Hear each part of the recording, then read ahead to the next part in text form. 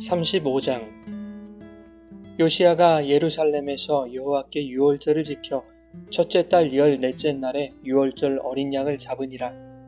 왕이 제사장들에게 그들의 직분을 맡기고 격려하여 여호와의 전에서 직무를 수행하게 하고, 또 여호와 앞에 구별되어서 온 이스라엘을 가르치는 레위 사람에게 이르되, 거룩한 궤를 이스라엘 왕 다윗의 아들 솔로몬이 건축한 전 가운데 두고 다시는 너희 어깨에 매지 말고 마땅히 너희의 하나님 여호와와 그의 백성 이스라엘을 섬길 것이라. 너희는 이스라엘 왕 다윗의 글과 다윗의 아들 솔로몬의 글을 준행하여 너희 족속대로 반열을 따라 스스로 준비하고, 너희 형제 모든 백성의 족속의 서열대로 또는 레위 족속의 서열대로 성소에 서서 스스로 성결하게 하고, 유월절 어린 양을 잡아 너희 형제들을 위하여 준비하되 여호와께서 모세를 통하여 전하신 말씀을 따라 행할지니라. 요시야가 그 모인 모든 일을 위하여 백성들에게 자기의 소유 양떼 중에서 어린 양과 어린 염소 3만 마리와 수소 3천 마리를 내어 유월절 제물로 주매, 방백들도 즐거이 희생을 드려 백성과 제사장들과 레위 사람들에게 주었고, 하나님의 전을 주장하는 자 힐기야와 스가랴와 여히엘은 제사장들에게 양 2,600마리와 수소 300마리를 유월절 제물로 주었고, 또 레위 사람들의 우두머리들 곧 고나냐와 그의 형제 스마야와 느다넬과 또 하사랴와 여히엘과 요사밧은 양 5,000마리와 수소 500마리를 레위 사람들에게 유월절 제물로 주었더라. 이와 같이 섬길 일이 구비되매 왕의 명령을 따라 제사장들은 그들의 처소에 서고 레위 사람들은 그들의 반열대로 서고, 유월절 양을 잡으니 제사장들은 그들의 손에서 피를 받아 뿌리고, 또 레위 사람들은 잡은 짐승의 가죽을 벗기고 그 번제물을 옮겨 족속의 서열대로 모든 백성에게 나누어 모세의 책에 기록된 대로 여호와께 드리게 하고, 소도 그와 같이 하고, 이에 규례대로 유월절 양을 불에 굽고 그 나머지 성물은 솥과 가마와 냄비에 삶아 모든 백성들에게 속히 분배하고, 그 후에 자기와 제사장들을 위하여 준비하니, 이는 아론의 자손 제사장들이 번제와 기름을 저녁까지 드림으로 레위 사람들이 자기와 아론의 자손 제사장들을 위하여 준비함이더라. 아삽의 자손 노래하는 자들은 다윗과 아삽과 헤만과 왕의 선견자 여두둔이 명령한 대로 자기 처소에 있고, 문지기들은 각 문에 있고 그 직무에서 떠날 것이 없었으니, 이는 그의 형제 레위 사람들이 그들을 위하여 준비하였음이더라. 이와 같이 당일에 여호와를 섬길 일이 다 준비되매 요시야 왕의 명령대로 유월절을 지키며 번제를 여호와의 제단에 드렸으며, 그때에 모인 이스라엘 자손이 유월절을 지키고 이어서 무교절을 7일 동안 지켰으니, 선지자 사무엘 이후로 이스라엘 가운데서 유월절을 이같이 지키지 못하였고, 이스라엘 모든 왕들도 요시야가 제사장들과 레위 사람들과 모인 온 유다 이스라엘 무리와 예루살렘 주민과 함께 지킨 것처럼은 유월절을 지키지 못하였더라. 요시야가 왕위에 있은 지 18째 해에 이 유월절을 지켰더라.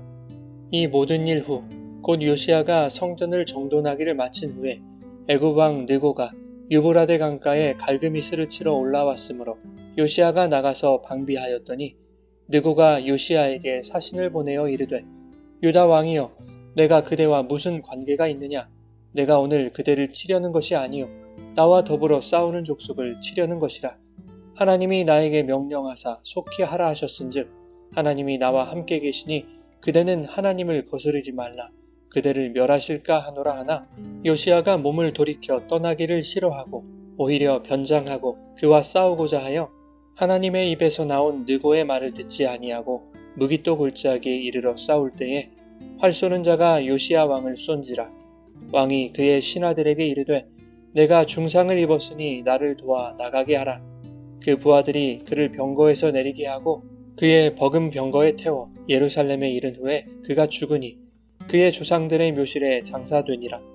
온 유다와 예루살렘 사람들이 요시야를 슬퍼하고, 예레미야는 그를 위하여 애가를 지었으며 모든 노래하는 남자들과 여자들은 요시야를 슬피 노래하니, 이스라엘의 규례가 되어 오늘까지 이르렀으며 그 가사는 애가 중에 기록되었더라.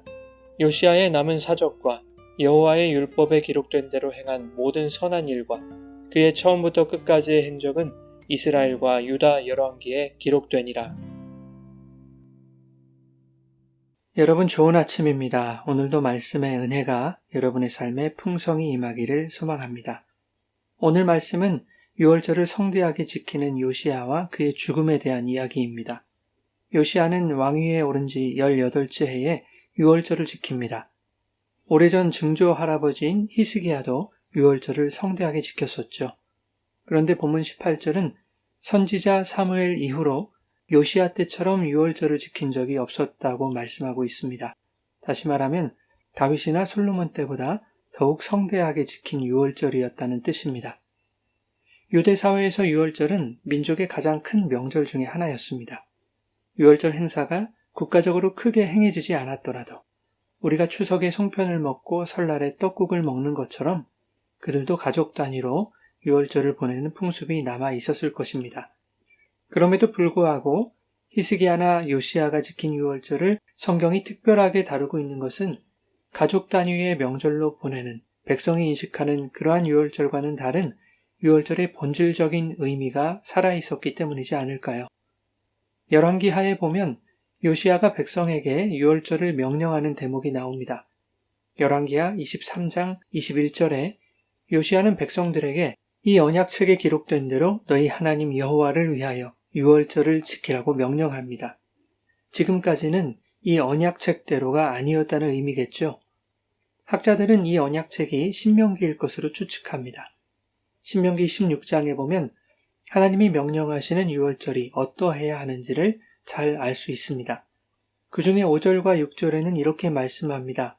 유월절 제사를 내 하나님 여호와께서 내게 주신 각 성에서 드리지 말고 오직 내 하나님 여호와께서 자기의 이름을 두시려고 택하신 곳에서 드리라 라고 말씀합니다. 유월절 제사는 오직 여호와의 성전에서 드려져야 한다는 것을 말씀하고 있는 것이죠. 성경이 요시야의 유월절을 특별하게 기록하고 있는 것은 그가 여호와의 언약책에 명령하신 대로 유월절을 지켰기 때문인 것입니다. 2절에 보면 요시야는 유월절을 지키기에 앞서 제사장들에게 직분을 맡기고 그들이 직무를 잘 수행할 수 있도록 격려합니다. 3절 이하에도 레위인들에게 하나님과 백성을 섬겨야 하는 사명을 일깨워주죠. 신명기의 규례대로 유월절을 지키려면 모든 사람이 예루살렘 성전으로 모여야 합니다. 많은 사람들이 모이는 만큼 제물도 많이 필요했을 것입니다. 요시야와 방백들, 제사장과 레위 사람들의 우두머리들은 엄청난 양의 제물을 제공하여 유월절이 차질 없이 진행되도록 섬김의 본을 보였습니다. 그런가 하면 제사를 돕고 제물을 다루며 백성들을 섬기고 봉사하는 인력도 많이 필요했을 것입니다. 그 일을 레위인들이 감당했죠. 제물을 잡고 가죽을 벗기고 족속의 서열대로 백성들에게 제물을 나누고 규례대로 유월절 양을 불에 굽고 나머지 성물은 속과 가마와 냄비에 삶아 모든 백성에게 속히 분배했습니다. 또한 제사장들을 섬겼고 성전 문지기와 찬양의 직무를 감당하는 자들을 위해서 봉사했습니다. 레위인들은 요시야가 일깨운 그들의 사명대로 준행한 것이죠. 이렇게 요시야의 유월절은 왕이 직분을 맡기고 격려하는 것으로 시작하여 모든 절차가 하나님의 말씀대로만 이루어지고 그 속에서 각자에게 맡겨진 사명을 충실히 감당하며 서로 섬기고 희생하는 아름다운 축제가 되었던 것입니다. 오늘날 우리의 공동체 예배 속에 그리고 그리스도인의 모든 삶의 예배 속에 나타나야 할 예배의 본을 보여주고 있는 것이죠. 그런데 요시야에게 뜻밖의 소식이 들려옵니다. 요시야가 성전 정돈을 마친 후에 애굽 왕 바로느고가 갈그미스를 치러 올라왔다는 전가를 받은 것이죠. 갈그미스는 아수르와 바벨론의 경계 지역입니다. 당시 국제 정세는 대단히 복잡했습니다. 아수르는 바벨론에게 수도인 니느웨를 함락당해 사실상 국가 몰락의 상황이었습니다. 니느웨를 잃은 아수르는 유브라데강 근처의 갈그미스를 중심으로 다시 세력을 정비하고 있었는데 바벨론도 하란을 지나 유브라데강까지 진격하여 아수르군과 대치하게 된 것입니다. 이렇게 바벨론이 북방의 최강국으로 군림하고 있었을 때 남쪽의 또 다른 강자인 애굽은 바벨론의 남하를 막기 위해 아수르와 동맹관계를 맺고 있었습니다.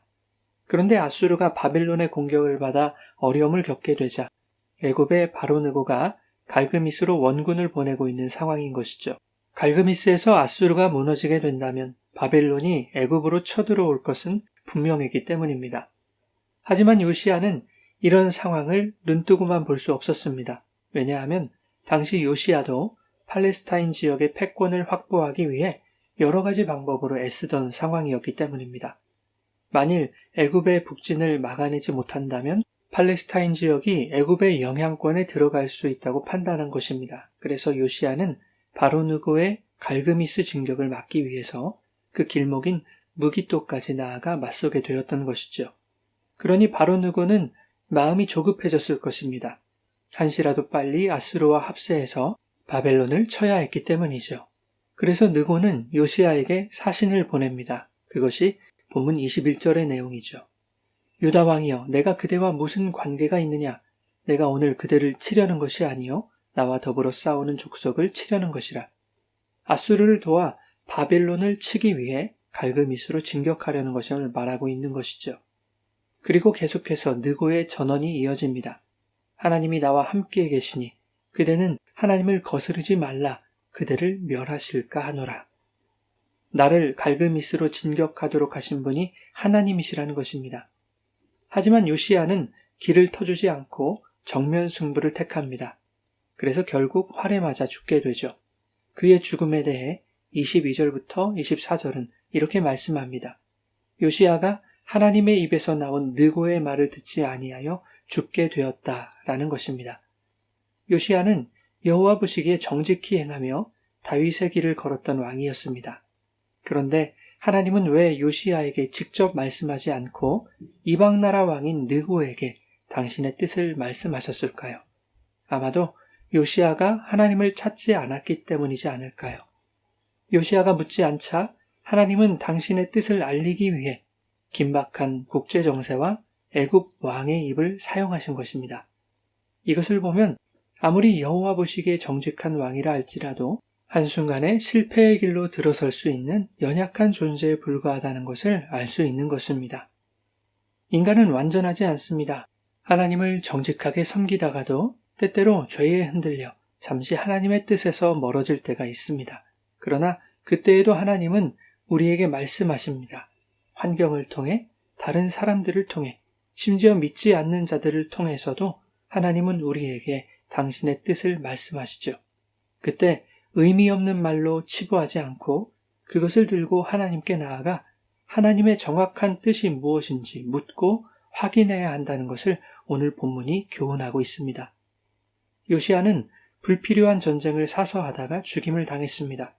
상황과 사람을 통해 하시는 하나님의 말씀을 분별할 수만 있었다면 그는 좀 더 오랫동안 유다의 왕으로 살 수 있었을지 모르겠습니다. 그런데 그것이 요시야에게 좋은 일이었을지는 쉽게 판단할 수 없습니다. 하나님은 왜 마음과 뜻과 힘을 다해 율법에 순종했던 요시야를 전쟁에서 죽게 하신 것일까요?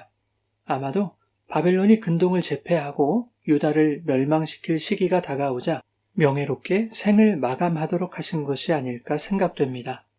므낫세의 죄악으로 극노하신 유다에 대한 하나님의 심판이 하나님 앞에서 마음을 찢고 통곡하며 회개했던 요시야에게는 미치지 않을 것이라는 하나님의 말씀을 이루신 것으로 보아야 하지 않을까요? 요시야가 죽고 그의 아들 여호아스가 왕이 된 지 석 달 만에 애굽왕 바로느고에게 끌려간 것을 보면 하나님의 말씀을 듣고 회개하여 순종한 요시야가 중동의 강대국들 사이에서 수치와 고초를 겪지 않게 하시기 위하여 서둘러 그를 부르신 것은 아닐까 생각됩니다. 비록 요시야는 마지막 순간에 하나님의 말씀을 분별하지 못하는 실수를 범했지만 또한 그것이 죽음이라는 결과를 가져왔지만 그렇다 할지라도 모든 것이 합력하여 택하신 자에게 선을 이루게 하시는 하나님의 은혜와 말씀하신 대로 모든 것을 이루시는 하나님의 신실하심을 오늘 본문 말씀 속에서 살펴볼 수 있는 것입니다. 사랑하는 여러분, 오늘 우리의 삶이 요시야가 지킨 성대한 유월절처럼 하나님의 말씀대로 행하는 삶의 예배가 되기를 바랍니다. 그러나 인간은 때때로 흔들리고 실수하는 연약한 존재라는 것도 인정해야 합니다. 우리 앞에 놓인 문제들을 내 생각대로 판단하지 않고 그것을 하나님 앞에 들고 나아가 아버지의 뜻을 구해야 하는 것이죠. 하나님 앞에서 그러한 신앙의 몸부림으로 살아갈 때 꼭 그들의 실수와 실패도 하나님은 선하게 바꾸실 수 있는 분임을 확신하며 오늘도 주님의 말씀과 은혜 안에 거하시기를 예수님의 이름으로 축원합니다.